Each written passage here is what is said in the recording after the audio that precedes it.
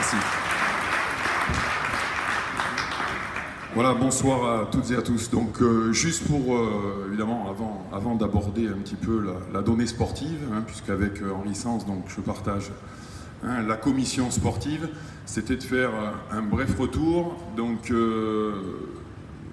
vous savez tous, et vous avez vécu, comme nous, le grand drame de la possibilité d'être relégué. C'est un peu ce qui a fait, après une soirée, un repas des anciens joueurs à l'Hospitalet, puis suivi d'une action de Gérard Sutra rassemblant l'ensemble des socios, ce qui a fait que de nombreux anciens se sont retrouvés, des entrepreneurs, et qui a été impulsée cette démarche donc par Gérard Bertrand, notamment auprès de Bob Dwyer, pour soumettre la possibilité de souscrire au capital. Donc ça a été fait, c'était la volonté, on était tous tristes du malheur de Narbonne et de l'éventualité de descendre.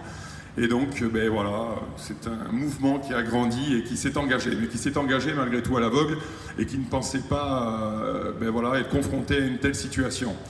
Une intersaison irréelle. Alors irréelle pour les dirigeants, et donc Bernard en a parlé tout à l'heure, avec bon nombre de dossiers, et je dois dire que le saluer pour tout ce qu'il a dû supporter, parce qu'au final, c'est quand même le président qui doit supporter et faire face à tout ça, avec bon nombre d'entretiens, bon nombre de dossiers, bon nombre d'écrits. Et puis, il faut savoir aussi que dans cette période, c'était une intersaison irréelle pour les joueurs. Irréelle pour les joueurs parce que, d'une part, ils se sont entraînés à 15 joueurs professionnels, en gros du 29 juin au 25 juillet. Comment voulez-vous préparer une saison quand vous êtes 15 à vous entraîner, quand vous n'avez aucun demi de mêlée présent, juste un Piriwepou qui était, je dirais, blessé et qui s'entraînait collectivement une fois par semaine. Comment voulez-vous vous entraîner quand vous aviez 0 pilier de niveau Pro D2, en tout cas affirmé, puisque le sol, c'était Tariel Ratianidze, mais qui est arrivé, lui, le 1er août ou le 30 juillet, sachant qu'il y a de très bons joueurs, des joueurs en devenir, mais en tout cas, il n'y avait pas d'assurance. Et ça a été terrible pour les joueurs, et donc voilà, une période de doute où ils ne savaient pas si le club allait malgré tout se maintenir, si ils allaient être payés, puisque d'un côté on leur laissait entendre que voilà, les entrepreneurs, les nouveaux dirigeants n'avaient pas forcément la capacité à faire face à tous les problèmes. Il y avait la problématique des joueurs non-GIF. Non-GIF, c'est joueurs non issus de la formation française. Vous savez que le règlement de la Ligue prévoit que 16 joueurs non-GIF peuvent constituer un effectif et pas un de plus. Or, il y en avait 21. Donc, et tout ça, évidemment, l'équation était tellement difficile et à peine croyable pour les joueurs qu'ils ont longtemps douté. Donc, on s'est rapproché d'eux à multiples reprises, mais c'est vrai que sans nous connaître, c'était difficile pour eux. Il faut savoir donc que la préparation a été excessivement réduite.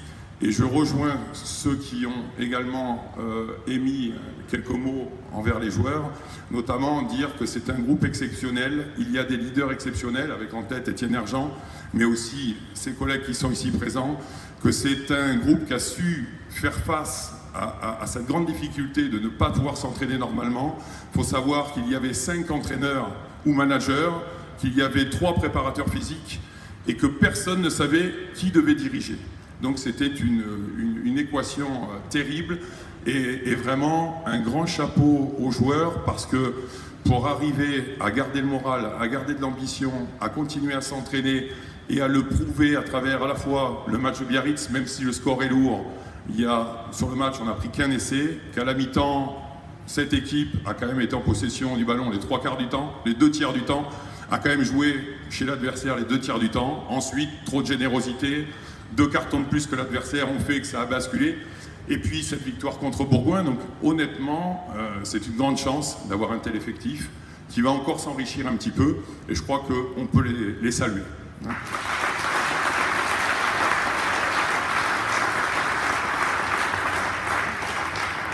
Donc ils ont un état d'esprit exceptionnel, ils ont le sens de l'accueil, parce que toutes les joueurs, toutes les nouvelles recrues, chaque fois qu'on a posé la question, comment s'est passé ton intégration au sein de l'équipe, comment tu as été accueilli, tous ont dit c'est exceptionnel, aucun problème, je me sens bien dans ce groupe, j'ai envie d'y rester.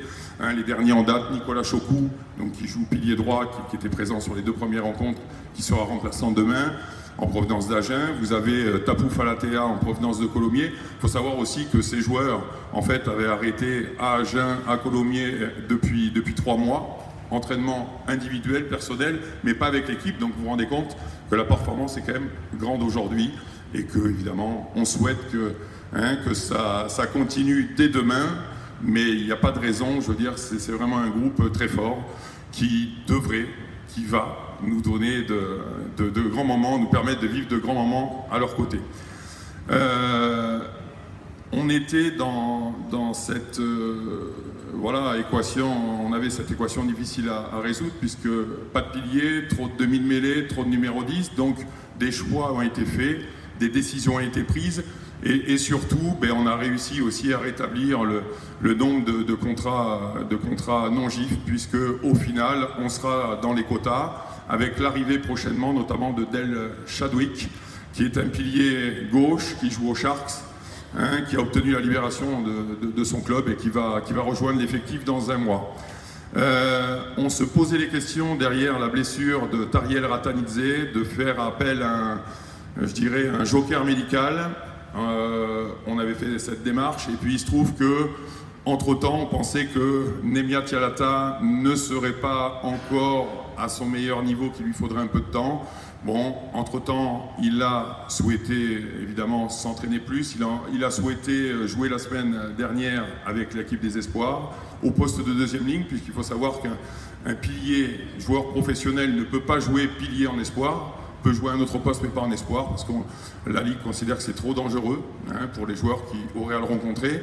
Donc il a joué deuxième ligne, il a fait une 40aine de minutes, et donc il va intégrer le groupe. Donc on a mis un petit peu en bémol la possibilité de recruter un joker médical pour le moment. On va se donner 1 ou 2 semaines, voir un petit peu l'évolution du groupe et puis après peut-être justement enclencher ou pas sur le poste de pilier droit ou pas. Donc on a besoin un petit peu de temps. Voilà ce que grossièrement j'avais à vous dire au niveau du sportif. C'est en ordre de marche, ça se structure. Il y a encore beaucoup de points à régler. Mais je dirais, dans le peu de temps qui nous était imparti et qui était surtout imparti à l'équipe, je crois que l'essentiel est fait. Et surtout, c'est une année de transition avec voilà, l'espoir qui doit être à nos côtés, de pouvoir supporter, aider, accompagner et accueillir au mieux les supporters, les nouveaux